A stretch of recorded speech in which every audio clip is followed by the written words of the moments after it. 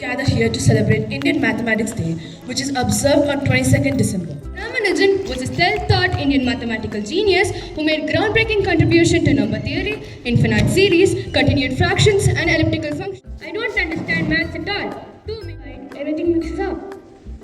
So, may I try? Yes, Ramanujan. Scene 2 starts with the operators, plus, minus, and divide.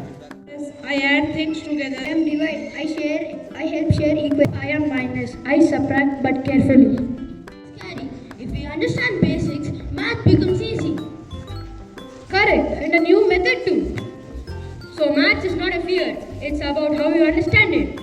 Here today to celebrate Indian Mathematics Day, the birthday of the great mathematician Srinivasa Ramanujan. But today I want to talk about something many students silently fear, math phobia. So what is math phobia?